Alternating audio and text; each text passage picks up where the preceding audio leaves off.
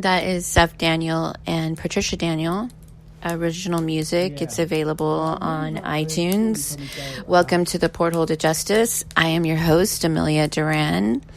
And today I have a show planned with photojournalist and activist Sahar Chinyere.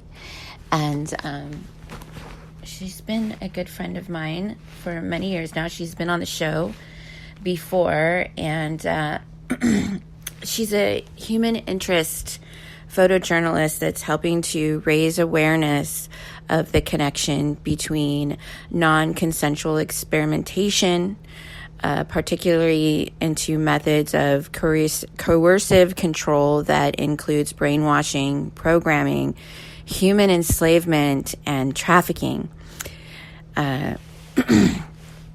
She loves to interview people about inspiring experiences of survival and miraculous hearing. And she's a recipient of the Royal Canadian Literature Award, both times she entered while at the University of NYU. And she chaired the Scholars Volunteer Committee, Service Committee. So I love her, and I'm so excited to catch up with her. Let's see. Hi, Amelia.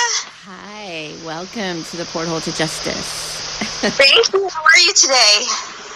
I'm good, and I'm so excited to catch up with you because it's been a while since we last spoke. Yes, it has. Please let me know if there's anything that you hear, like that I need to adjust the volume or take it off speaker or anything at all. No, I think you sound great. Oh, good. Thanks. Okay. So I introduced, I did a little intro about you. I can't recall if you said you went before the United Nations on this issue. Can you go into a little bit about your background and tell us about your activism? Okay. What happened is in 2014, the United States Senate Judiciary Committee invited the public, so anybody, to be able to submit testimony of information they have, experiences, etc., about the epidemic of sexual assaults on campus. So basically, I was, keeping my eyes and ears open for such an opportunity. So I did a written testimony submission to them. I did ask them to make it part of the congressional record, but I have not received any information, to really acknowledge anything other than I know that they received it.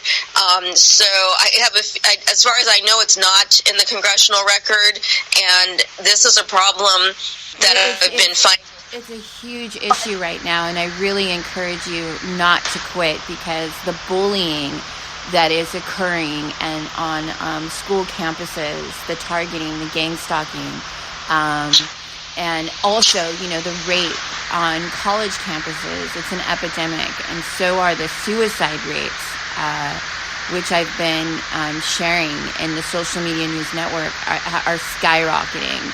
So I really want to encourage you to keep going, and I really admire your tenacity, and you're doing an excellent job at documenting your experience. Thank you. I want to get back to really documenting others' experiences and the issue at large. Also, I had started regularly posting in 2007. By the middle of then, I'd actually started coming into then. It was still 2006, but not quite so regularly. And what happened is, for a long time, until more recently, like maybe about, in the last year, a lot of people were surprised. They didn't realize that I was also being targeted in this way. because I was trying not to really, but every multiple of 6th birthday year, coming into it, during it, and leading out of it, there has been a life-threatening surge. It seems to be tied to something that, again, is hard to get real acknowledgement about, which is satanic ritual abuse, because I found that it occurs on a satanic ritual calendar connected to these activities, but it's like, they try to make it sound like even the term, is something not to be acknowledged or something that's only a figment of imagination or something. So basically, this year I turned 48, and they started between that and going to Albany that's the capital of New York State, to try to get help from state government. I think that also got them going, and they've been escalating, poisoning me through the air that I breathe, and like a setup in my long-term apartment, I think, is not a coincidence. It's been just dragging on too long with black mold, which is neurotoxic in the apartment. And then when I try to, go to places like a hotel, there's something also neurotoxic. I did a live video. I know you saw and shared last week, Thursday, the 17th of October. You could literally see that there was something so toxic that in less than half an hour live broadcast, it was darkening quite visibly. It was in the process of darkening live under my eyes and causing dehydration and wrinkling under there noticeably and on my forehead. And so I believe that was pesticides, because I did not see obvious mold, and I don't think the mold would have such a quick effect. I think they'd really dose the environment with pesticides.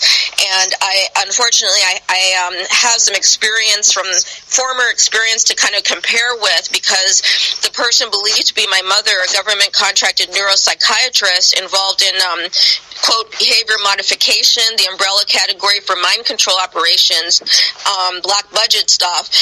She used to actually spray me when I was a child with aerosol Raid, and I didn't know why, but of course I knew it was harmful, and she did that until I was big enough to physically prevent that from continuing. And so, there's a certain taste to it. There's effects. It was causing twitching under my left eye, which is the more sensitive eye, and it's not totally gone yet, but I'm recovering from that. Unfortunately, not for the first time. They've been making a pattern of it when they're trying to set me back neurologically, because they're trying to make me shut up.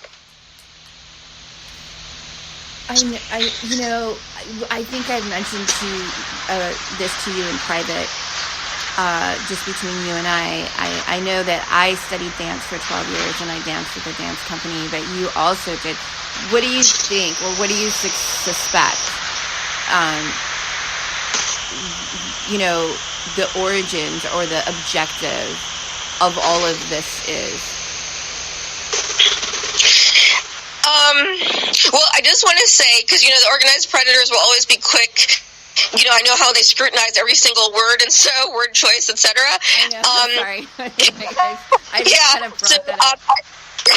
I was a highly competitive dancer at an internationally competitive level, but I don't know if that has anything to do with it, really. I don't know, but it's weird how a lot of us have some things in common, Yes. I could say something I found related in that, but I was not with a company. I trained with some of the best places, like at Alvin Ailey American Dance Center, but you see, the name is very similar, and it's the same people behind it, to Alvin Ailey American Dance Theater. The theater is the professional company that goes and does, the tours and so forth, the performances, like Lincoln Center, they perform there a lot, because the school is near to there. But, and you have to audition to get into the school for classes and everything too. So I was training at places like that, but I did not turn professional. And then I was on the NYU dance sport team, which that's also internationally competitive level. They actually did a demo event of dance sport. They were invited to do that at the Olympics. But again, it's not professional. It's not paid. And I think I used to see when I was practicing. I was also in Repertory Theater in Maryland, and I was invited. I was the youngest person invited there when I was invited my first year of university, and it was primarily on the strength. They did dancing and singing and acting, but it was primarily on the strength of my dancing. That was my number one strength, followed by the acting, and then followed by the singing. So I started working singing since they started. Go ahead. I was just wondering if I don't know what I don't know what puts us on this radar. I know that what the objective is, which is human trafficking, organ harvesting, criminal. It's all criminal. I was just wondering if there was any correlation, because I know you had brought it up.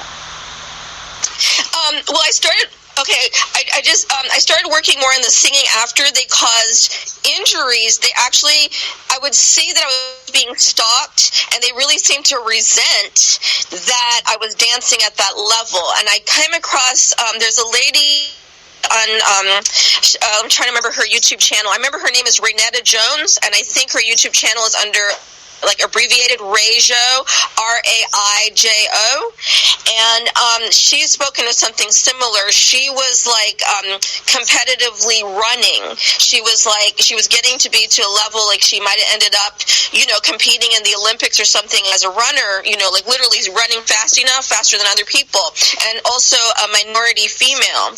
And so this network seems to be misogynistic and supremacist, and they use people, in every category. They use minority, gang members and everything. They use women, to do some of their dirty work for them and trick other women and this kind of stuff, help them be made to disappear, etc. Or try to seduce them into thinking this is a good way to make money, to do stuff for this organized predatory network.